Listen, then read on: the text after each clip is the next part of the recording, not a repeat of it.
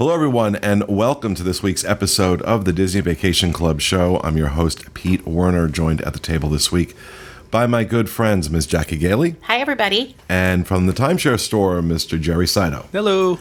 And this show is sponsored by the timeshare store, also known as DVCstore.com. You can find them at dvcstore.com or 1-800-550-6493.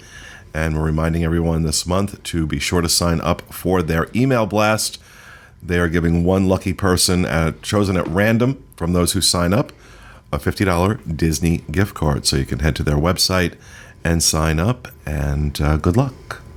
And also want to make sure we give a shout out to the DVC forums on disboards.com. Tremendous information out there.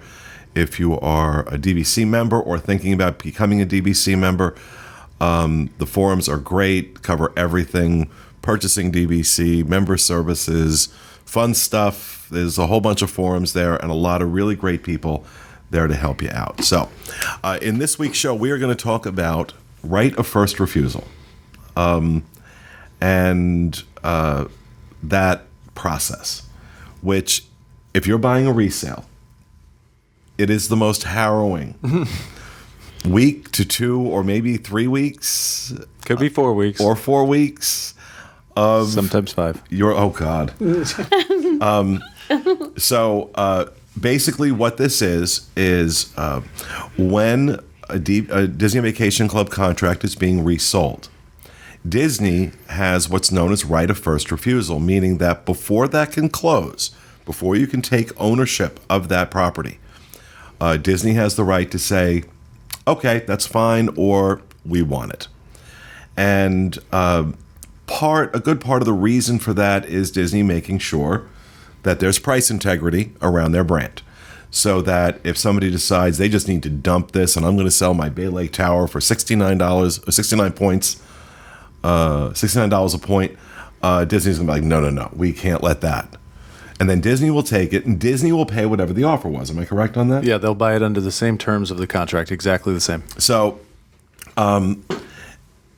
when you go ahead and you put your offer in on a resale contract, and you sign all your papers, and you send in your deposit and do all that stuff, then it goes off to Disney for the right of first refusal.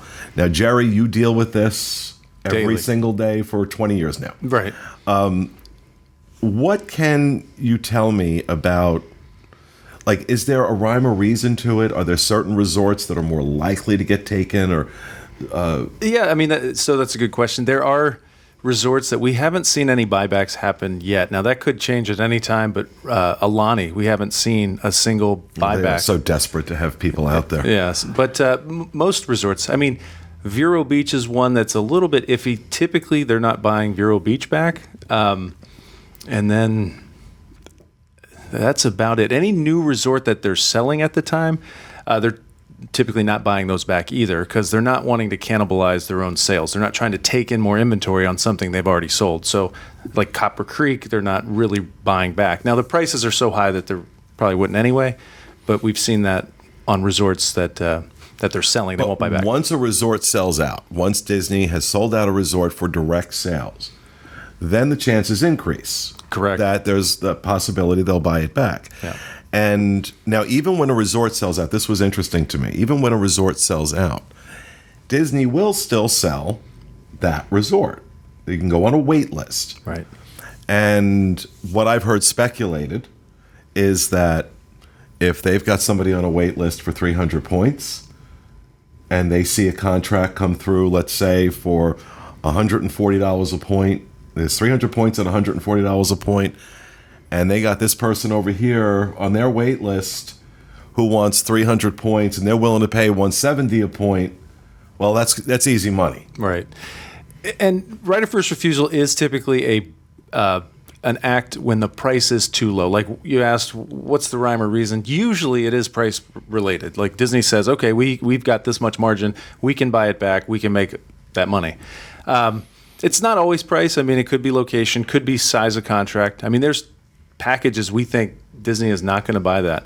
It's priced well above market, no issue, and then it gets bought back. So the chances of Disney stepping in is usually, it varies, but 15% down to 5% are bought back. So 85% to 95% are going to get through. But again, mostly price related is what we see. If it's too low in price, they're going to buy it back. But there are exceptions. You thought my Boulder Ridge contract, Right. which was what was it, $89 a point? Yep, 89. I got that for 250 points, $89 a point. Which is under market. That's under market. Yeah. And it was also a stripped contract. It Right. didn't have any points. I don't think I have any points until next year on that. Right. Which matters. That affects the price. If there's a lot of points available right away, the price per point on that's going to be higher than if it's a stripped contract. But $89 a point, but this was an international seller. And you said that might be, Yep.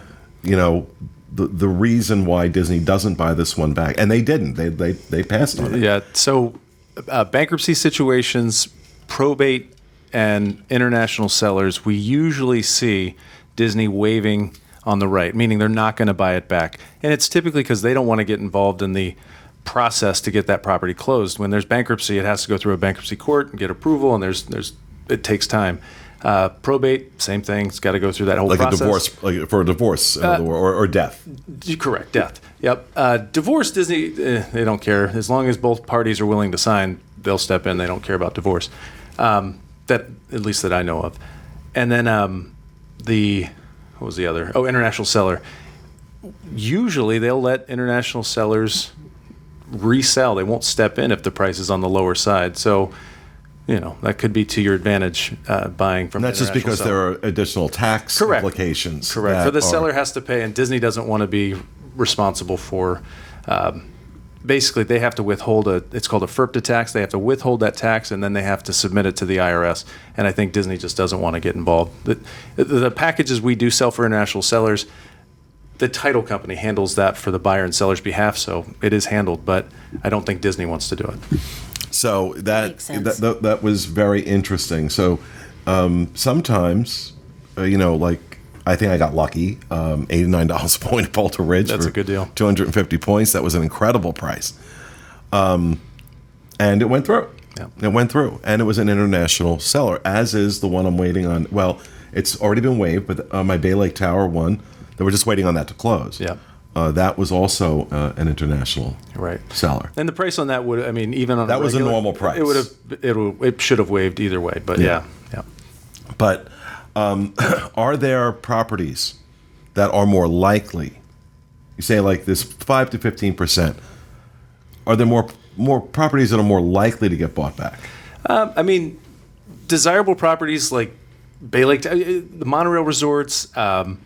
So Poly, Grand Floridian, Bay Lake Tower, yep, and the Boardwalk Beach Club. Animal Kingdom, that's right next to a theme park. But they're more likely to step in. Saratoga Springs, actually, they bought those back.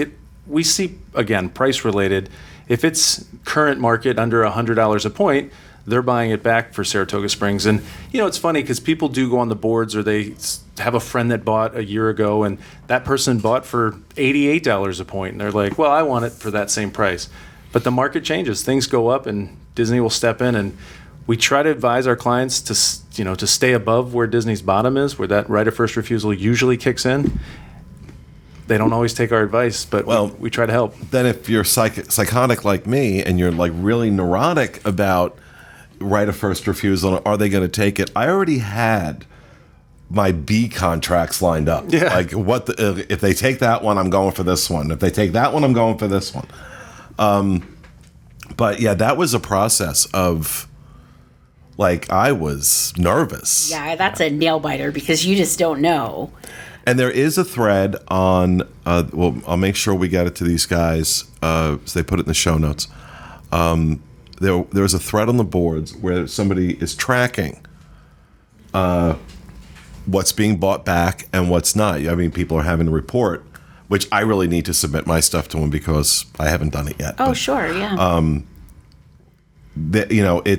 I think it's important to. It was a great resource, but as you had said to me, that just because somebody got waived at this resort at this price 3 months ago, Right. does not mean that they're going to waive it at that resort that price now. Yeah, it's best to ask the broker you're working with, your agent, whatever. Just find out what recently was bought back for the resort you're looking at. They will know, and try to advise you like to stay above that. You can make an offer. You can go under that price. It's fine. But there is a risk that Disney's going to step in and take it back. If they do take it back, you would get your deposit refunded back to you. There's no cost if Disney buys it, so you get everything refunded. Or you can apply it towards a different purchase. So, some people are willing to take the risk. They're like, you know what, maybe I can get a good deal. Let me try it. If it gets bought back, just try again. That's the thing. You have to know if you're willing to take that risk. You have to decide if you can handle not getting that exact contract. And some of these contracts are like a perfect match for clients. Like, yes, they're already an owner. They want to buy the same use share to match their membership to the same location. So they want that property and they don't want to lose it. So, you got to weigh, is it worth losing or not? You have to treat it like when you're buying a house. Do you want to lowball it and take the risk that the seller's going to say, no way, Jose? Or somebody else coming in. Or somebody else comes in and bumps you with a cash offer. Right. Or do you love that house so much that you need that house? So you really have to, that's the thing about what you get. So for me, we bought 8 years ago. So we got a great deal on Saratoga. We bought on resale, and I'd have to look up the purchase and sale agreement to remember exactly how much we paid It was probably in the 70s. If it was 8 years ago, it was $70-something a point. In fact, I think it was 68. Oh, wow. Yeah, I think it was 68. Because right now it's about 100. It's 100. We see prices at 98, 99, but really it's 100 to 105. If you're, again, going to get past right of first refusal, right now, April 10th, 2019, it's $100 a point or up. Yeah. So, we did really well. But, that's the thing. Like, it depends. It depends because Disney, they have the right to change what they do at any time. And daily. It's telling, too, because when you think about it, Disney wants their hands on every single thing that goes through and so as they should. Yes, it's their product and they believe in it and it's a great product. So it's really telling to people that are considering dropping this big chunk of money that they want to see every sale and it's and most timeshare resorts do it. At least in the past our company used to deal with Marriott and Hilton properties and they have a right of first refusal. Those companies, Marriott and Hilton Grand Vacation Club. But they don't really buy them back. So Disney actually does. That's the difference, I think, and why certain other timeshares you can't even give away, where Disney, it holds its value and increases because Disney holds the floor. They keep raising that bottom, and it causes the prices to go up. It's really fun to be a Disney Vacation Club owner when you stay a night or so at another hotel organization like Holiday Inn or Marriott, because when they approach you and they want you to come sit through their spiel and you say, you know what, I own Disney Vacation Club and I'm really very happy with it. They leave you alone because they already know. They know. That's so true. Yeah. They already know. There's not even a. We're not going to compete with that. Yeah. I had that same experience. They were like, oh, well, we're not, you can go ahead and leave now. Yeah, see you later. I love that. That's like one of my very favorite things because I'm like, yes, we have something that they're not even going to sit there and try to make us come to this thing because it's so amazing. So, all right. Well, there you go. That's our discussion on the right of first refusal. Of course, if you have questions on that process and, want to understand more about it, give dvcstore.com a try or give them a call, 1-800-550-6493. They are an official sponsor of the DIS. So, with that, we will wrap up our show. We hope you enjoyed it, and we'll see you again next week with another edition of the DIS Unplugged DVC show.